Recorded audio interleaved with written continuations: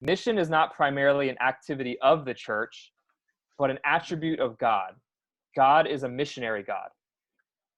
And what I love about that is it shows that God is a missional God. It's part of who he is. And we see this all throughout Scripture. We see this from Genesis all the way to Revelation, that God ultimately, there's one major theme throughout the Bible, that God is really pursuing his people and bringing about redemption.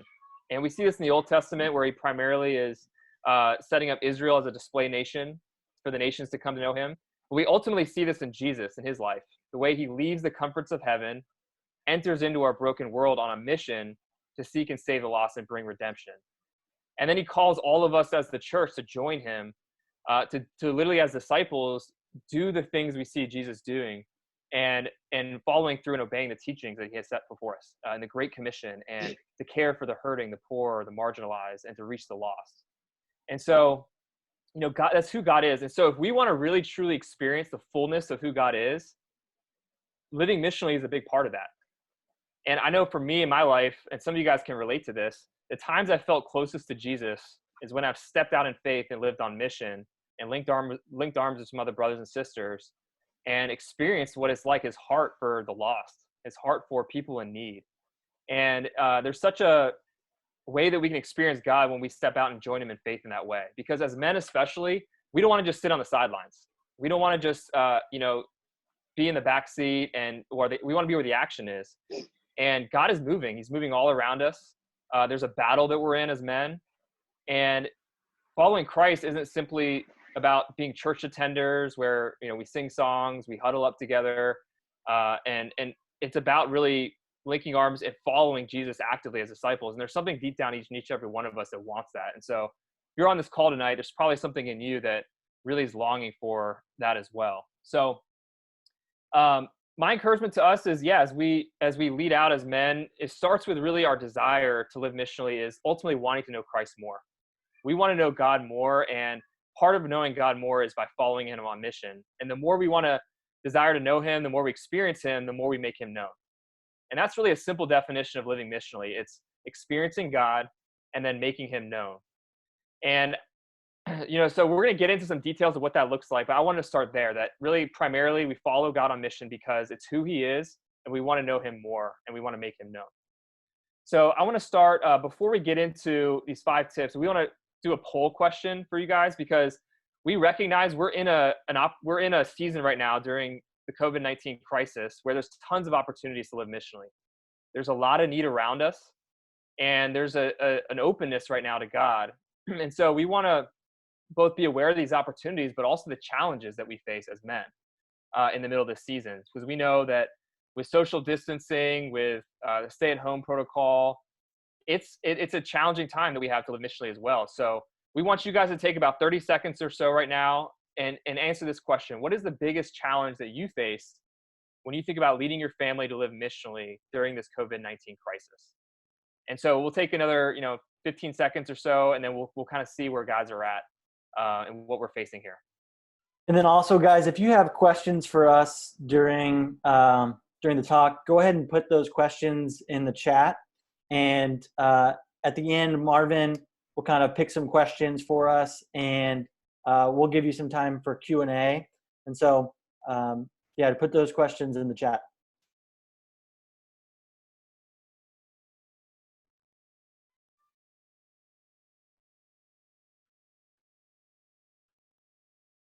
All right. Well, it looks like, number 1, social distancing and stay-at-home order. Number 1, and then number 2, the lack of vision of knowing what to do. Tied for number 3, or number 2, life feels too busy. I really relate, to all of these. And these are the challenges that we face when we think about being a mission-minded family, living missionally during this crisis. Yeah, that's real. That's what we're facing right now. And so the first thing we want to talk about, cancel that poll here, is, when we're living on missionally right now, we have to both balance, we want to be able to both abide by the guidelines of our health professionals and government, but at the same time, we're called to live missionally. We're called, the mission of God hasn't changed. We're both called to both proclaim and demonstrate the good news of the gospel. So the question becomes, how can we get practical and creative of seizing the opportunities right now to live missionally during this crisis that's affected so many people all around us, both locally and globally. So where it starts, the first thing I want to talk about, number one, is kingdom prayer. And I use that word kingdom prayer because, Tim Keller wrote a book on prayer, and he said prayer is primarily in two different categories. The first one he said is communion prayer. And this is our relationship with God. This is worship, abiding in him, finding a sense of peace in the circumstances, knowing who God is. And if you guys tuned into Bo's sermon, or when he did the Manly Mondays talk, he talked a lot about slowing down in this season to abide in Jesus and to pray communion type prayers. And those are essential right now during this crisis. But the second kind of prayer is kingdom prayer. And this is a belief that God can change outcomes and circumstances because of the faith of his people when we're praying and joining him on mission through prayer. And God is moving all around us. He's moving not only in our cities, but in our world. And we can join him on prayer by praying that his will be done, that the kingdom would come and will be done on earth as it is in heaven. And prayer is a huge part of living missionally. I think of Isaiah 6, and in Isaiah, in this passage, Isaiah is in the throne room of God. He gets this vision, and he experiences God being holy, and he's falling down on his face in his presence. And after he has this encounter with God, God says, who will go for us? And Isaiah says, here I am, send me. And I think this passage is a great picture of this because he's experiencing God in communion prayer. He has this encounter with him, which really ultimately leads him out to say, God, send me out. I want to go and take the way that I've encountered you and sharing that with others. And that's where it starts. Prayer starts our living missionally. It's about encountering God's presence, about wanting to know him more, and then that translating out to overflowing in our lives to wanting to make him known. And so, we start with kingdom prayer. And I know if you guys are like me, this is been a hard season to pray partly because of the busyness, because of social distancing, because of isolation. It's been we're in screens a lot. It's been a hard season to pray. So we laid out a 14-day kingdom prayer guide. If you guys want to join in on that, this is a picture actually on this slide here is day 2. We have 14 days. And you and your family can pray through each of these days together. And so you read the description of what God's doing in one of our kingdom partnerships. This picture here is what he's doing in Kenya during the COVID-19 crisis. So you read that, and then you take time to pray specific prayers together of what's happening there, and you can join in that prayer guide as well. So these are all, we're going to talk through some different resources we have for you guys, and we're going to share that with you. So you don't have to worry about taking notes. We're going to share this PowerPoint along with the resource guide with you guys. So, James 5:16 says the prayer of a righteous person is powerful and effective. And do we believe right now in this season that our prayers matter? That if we gather as men and continue to come before the Lord in prayer, that circumstances can shift for our neighbors who maybe are sick right now with coronavirus, or maybe we know a friend right now who's going through a really hard economic crisis right now and is struggling to make ends meet because he's lost hours or lost his job. There's so many different examples that we can use, but we're called as men to pray, and it starts with prayer. The last thing I'll say about this is that really prayer is the foundation because there's so many different things that we can do right now in this season.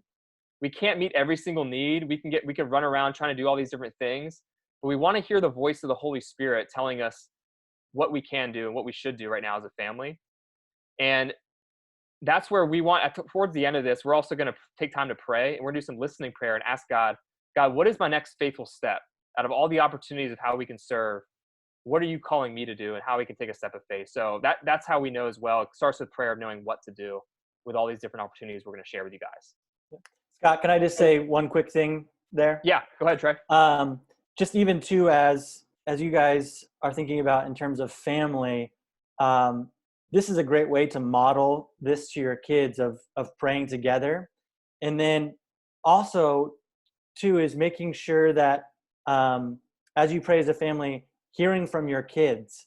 What's amazing is we see in scripture that God speaks through kids, and it's a really important thing to start to help your kids recognize that God can speak through them. So just challenge them to live into this point of praying. That's good. Thanks, Trey. And Trey said a good word there, modeling it. When we think about leading our families as men, it starts with us leading out. And and modeling this for our kids. So, what they see us doing is going to have way more impact than what they hear us saying. So Trey, I'm glad you brought that up. And prayer is what we can model. We could pray together, we pray individually, but Trey, I appreciate you sharing that, adding that. Number two on how we can live missionally in this time is to help the most vulnerable groups. This crisis is affecting everybody. All of us are feeling it, the impacts of this, but some are much more at risk than others. We think about the elderly right now. We think about people experiencing homelessness who don't have a place to shelter, frontline workers, people going through financial hardship right now. There's a lot of people that this crisis, they made them very vulnerable. And so we want to start by gravitating towards the people most in need around us. And so, we laid out a guide here as well that shows you both, number one, how you can help people who are vulnerable in this season. So people who might need food support, people who are homeless, the elderly, frontline workers. We laid out all these different categories, and we showed how you can help in these ways. So for example, with food support, you can give groceries to our pantry and prayer drive-through at Christian Assembly. That's one thing you can do. We're laying out these different opportunities of how you can serve, but then we're also giving additional resources for people in need to see other places they can access food. So this is another thing that you could share with others who are in need. Say, hey, here's a great resource guide that you can check out to find out how you can find resources if you're in this need. So we laid that resource out for you guys as well. And I want to read Philippians 2:4. It says, and this is in the context of Paul. He's sharing about how Jesus lowers himself, how Jesus serves and goes all the way to death on a cross. And then he writes this. He says, let each of you look not only to his own interests, but also to the interests of others. And this is a really important verse for us during this time, because in a crisis right now, it's really easy to just only think about our own interests. But the scriptures call us to consider the interests of others, consider the mindset of Christ, who left his comforts of heaven for us and laid his life down for us so that we could live. And how we can model this is our families. We really want to provide for our families as fathers. We're protectors, we're providers. But we also can model what it looks like to be a disciple by caring for those in tangible need right now. So number two is to help the most vulnerable groups. So I'll go ahead and hand it over to Trey. He's going to do number 3 and 4. And so Trey, I'll kick it over to you. Yeah, and just briefly to mention more on that second point, Scott, in terms of families, just thinking about, I know it's hard to figure out what things to do in general, and then also like how do you bring your kids into this? And honestly, I think it's in terms of kingdom, it's kind of simple in terms of you just bring your kids along with what you're doing, and simple ways to do that. Thinking about, like Scott mentioned, like grocery shopping with the benevolence fund and prayer and pantry. Like if you're going grocery shopping, take your kids with you, or if you're staying at home and doing it from your phone and ordering groceries, have your kids order it and help them understand why you're doing what you're doing and kind of bring them along in that process. And I think that's super helpful. Yeah, thanks, Scott. So for those of you who don't know me, my name's Trey. I'm on staff here at CA. I'm our kinder first and second grade director. And so I know I have some of your kids in my program, and so I've seen you. But yeah, Marvin, thanks for allowing us to share. Really quickly, I want to read a passage of scripture here, and I'm going to be talking about what does it look like to love your neighbors. So I'm going to read Matthew 22, 36 through 40, just really quickly. Teacher, he asked, which is the most commandment in the law? Jesus replied, love the Lord your God with all your heart, with all your soul. Love him with all your mind. This is the first and most important commandment. And the second is like it. Love your neighbor as yourself. Everything that is written in the law and the prophets is based on these two commandments. What I find interesting here is just this idea of neighbor and the word neighbor. The word neighbor actually means those that are near or fellow human being. And so I think this is why Jesus gets upset with the disciples when in the story of the Good Samaritan, the disciples ask him, Jesus, who's my neighbor? And Jesus is like, what are you talking about? It's literally your fellow human being, those who are close to you. And so Jesus says at the end of that story, who was the one that was a good neighbor? The one who showed mercy. So in this season, how do we show mercy to our neighbors? I think our tendency is to look inward. Scott mentioned this, to stockpile, to load up, to fill our freezers, to get as much toilet paper as possible. Whatever it is, our tendency, I think, is to look inward. And so I think we have to purposely shift our focus outward. I think for me, I'm totally looking inward at this season. Like, how can I help myself, like, to be better, more productive? How can I make sure that my family is taken care of? How can I make sure that I'm taken care of financially? But really, I think we have to start to look outward. And one of the ways that we do that is becoming aware of people in our radius. And so once we kind of start to think about and pray about who are those people in our radiuses that are around us, is it, whether it's work, whether it's your neighbors, people that you see walk by, whatever it may be, pray to God. We're actually gonna have to spend some time at the end of this session praying for God to reveal who these people can be. So first is becoming aware of those people and loving and trying to love them. And then we ask, what do we have? So what are the things that we have that we can give others? And then the question, what do others need? I want to give a quick example of this. One of the guys here at CA, his name's Charles Hampton, amazing guy. He called me and just said, "Hey Trey, our family has a car, and we actually just got a new car, and we want to donate this old car, which wasn't old at all, to someone in need here, especially at CA." And it was amazing to be able to talk to a family, get them connected, and then be blessed with basically a brand new car. And so he asked the question, what do we have?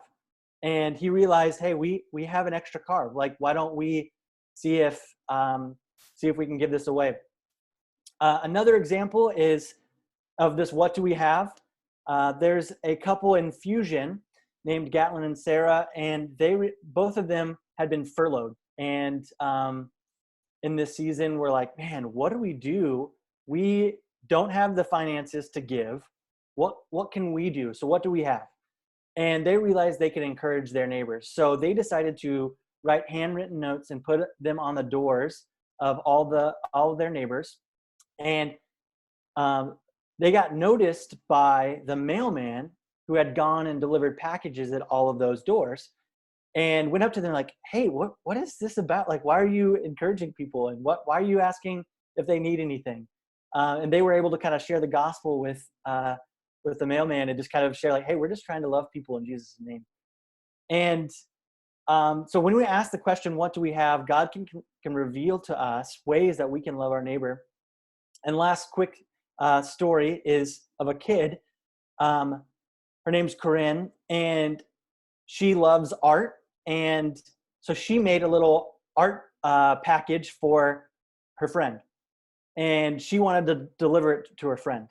And so whether you're an adult, whether you're a kid, we ask the question, what do we have?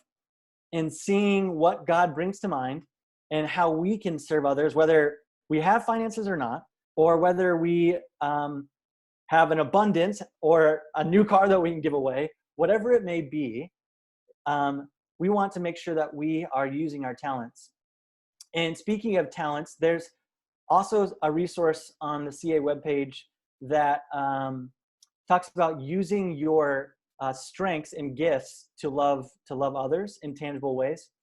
And so we want to use our gifts. For Corinne, she was able to draw, and so she was able to encourage a friend by drawing and giving away a package. So trying to figure out what is it that you have that you could do to bless your neighbors. And we have this good neighbor bingo board here, and it's displayed here on the screen. And it's a way that you and your family can, if you're like, man, I don't even know where to start. Like, where do I even begin to start loving my neighbor? Here's a great way. there is a ton of examples here on how to love your neighbor. And actually, if you do the bingo board, if you complete 5 in a row, then email Scott. You'll be put in a running for a Uber Eats gift card. And so it's just an easy, tangible way to love your neighbor. Some of them are like pray for a neighbor. Some of them are to give to the prayer and pantry. So you can go on there, check and see if there's something that you feel like, hey man, I think the Lord is calling me and my family to do this. And they're really easy and tangible. Some are easy, and then some maybe take a little more time. But it's just some examples of how we can start to love our neighbors. And so that's located on our website, and then we'll also give you guys the link to that in the chat at the end of our time together. The next way is using and utilizing technology to reach out to our neighbors and to our friends. And I'd asked you guys this question earlier. I mean, who's zoomed out? I'm like, I can't do another Zoom meeting. I'm like, man, this is crazy. And so when you even hear me say utilize technology, you're like, I can't even. No, don't ask me to do one more Zoom. You can't convince me. Really, I think it now is a time to even utilize technology even more, because it's easier in some ways, because we're having to use technology. Everyone's having to use technology, whether it's social media, Zoom, whatever it is. And so we just want to pray at the end here that God would give us 5 names of people that we'd be able to kind of call and check in with. Who are those people in your radius? Who's your neighbor, your fellow human being, someone close to you that you can reach out to just check in? Hey, I've been thinking about you. How are you doing? You came to mind. Just checking in with someone, I think, is a huge thing. And technology is a tool. One of the things that's great about technology is it's connecting people to the gospel even more. The other night in my huddle, I co-lead a huddle with Bo Flores, and he was using the example of his sister-in-law. She doesn't go to church, and she often comes and visits him and his family, and they live like steps from the church. But when they come to visit, they never go. But she's been jumping on to CA's online services. And so if we think about it, it's easier now to access church than ever before. And there's also a lot less barriers to entry in terms of, man, if I go to church, are people going to stare at me? Now they can kind of do it from the comfort of their home. So it's easy just to be like, hey, I'm jumping on our YouTube. We're going to watch the CA service. Would you want to join me? And we'll do it together, obviously social distance in our own homes, but we can do it together. And so just reaching out to our neighbors and inviting them to jump on the CA weekend services is great. And I mentioned a little bit earlier about connecting our hobbies to the gospel. One example I think of this is my friend Brett. And Brett wanted to start a life group in this season. And he was like, how do I help people in this season? And one of the things he did was he wants to start a movie life group over Zoom. So they're going to watch a movie, and they're going to chat about the movie and talk about themes of spirituality throughout the themes of the movie. And so there's different ways to reach our neighbors, whether it be through technology, whether it's through a phone call, a text, whatever it may be. And the same with your kids. I bet you if you have kids, they know how to use Zoom way better than you do. And I've had so many Zoom calls with kids. I'm like, man, you guys are crazy. Like, how do you know? They're like muting themselves, sharing their screen, drawing on the screen. I'm like, you can do that? What's going on? So we can utilize technology in a way that not only just for us as men, but for our kids, for our families, who are people that we can reach out to. And then I know also in this season, as I finish up, we use a lot of technology in this season, and I know you're like, I don't want my kids to touch one more screen. They're already touching it. There's some great resources. One on our KC website, and talking about how to navigate digital technology. It was a class done by Brad Griffin from Fuller Youth Institute. It's a great resource for you guys who are struggling with having kids and screen time and all of that. So just wanted to mention that. And then this link for CA at Home for our weekend services is there too. So yeah, we can use technology to spread the gospel now even more. Thanks, Trey. And the fifth way that you can live missionally in this time is to give generously. And for those of us who have plenty, let's consider how we can give to those in need. 2 Corinthians 9:6-7 says, "Whoever sows sparingly will also reap sparingly. Whoever sows bountifully will also reap bountifully. Each one must give as he has decided in his heart, not reluctantly or under compulsion, for God loves a cheerful giver." And I think this verse really sticks out to me because this isn't a guilt thing. It's not, here's all the things we have to do, but it's a matter of participating in the joy of generosity, knowing that God's a generous God. And especially as we see people all around us in need, we get to be a part of firsthand being vessels of God's generosity through us. And so a few ways that we can give generously in this time is, number one, we can support missional efforts through the Kingdom Offering. We do every once a month, we take a Kingdom Offering that goes to support all of our missional efforts locally and globally. And, as I've been talking with our Kingdom partners, they're doing so much good work on the front lines of this crisis in different places in the world, distributing food to the poorest of the poor in Philippines. And, Elon Ministries distributing both Bibles and masks and sharing the gospel in this time. Our Kids Hope program distributing food and giving, inviting people to join us in church. There's so many different things that we're doing, and our missional efforts continue to need funding as they're doing increased amount of missional work in this time. So giving to the Kingdom Offering is one option. You can also give to our Grocery Benevolence Fund by giving to the general offering. We've allocated up to $250,000 towards that, and that's really helping the people in the most critical need financially in our church. So those who've lost their jobs, lost hours, and have run out of their savings and are saying, I don't know what's going to happen next month with my family. We're going to give, we give grocery gift cards to people to help in the most essential needs that they have within our church body. And then you can also give groceries and supplies to the pantry and prayer drive-through we talked about as well. So, that's number 5. And I'll go and close out our screen share here. So, we recognize that there's a lot of different things that we can do in this season. And like we looked at the poll, we have limited time. And if you're a father, like me, I have a daughter who's 4 and a son that's 2. This season is busy, like we talked about. And so, we really want to pray through how can we equip you to do practical things as a family. So think through how are you already spending your time, and where can you get creative by doing things with your family, like Trey had mentioned, maybe go grocery shopping with your family and get good groceries together. Or you can just think through, how can I as well create some space in my schedule? Some of you guys might need to look at your calendars and say, hey, this is a value of mine. I want to live missionally. So I have to make space and thinking through where I'm spending my time and how it can be intentional. So this looks different for everybody. We all are in different places right now. Our kids are different. We have different needs in our family. And so, your family best. And as fathers, think through how can I lead my family to taking that next faithful step? Share some of this with your family, sit down and say, hey, there's some opportunities here as a family. What are ways we can serve together?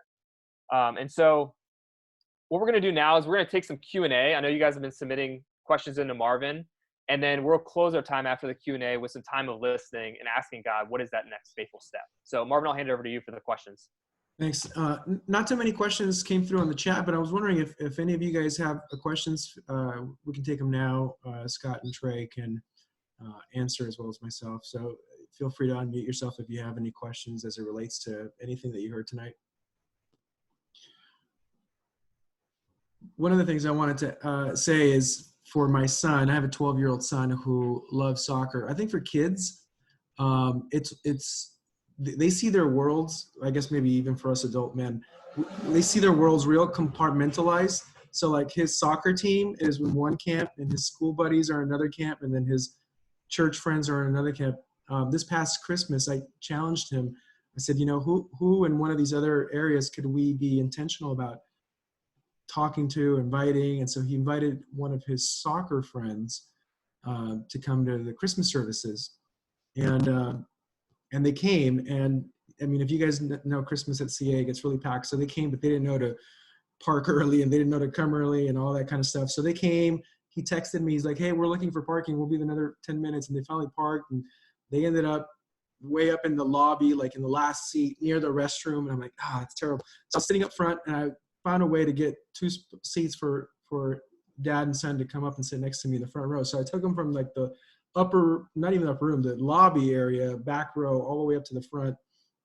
And then when Tom gave the message, and then he gave, a call to make a decision for Christ, I saw both of them fill out the cards, dad and son. So, 12-year-old son and dad, and they've been coming pretty faithfully ever since. But for my son, that was just a way, like, look, you cross over into a different area of your life, and God is using that, and now he's encouraged to talk to other of his friends. And so when Trey mentioned connecting our hobbies to the gospel, that's one way that we as dads who are little league dads and PTA dads and all that kind of stuff can be crossing those bridges as well.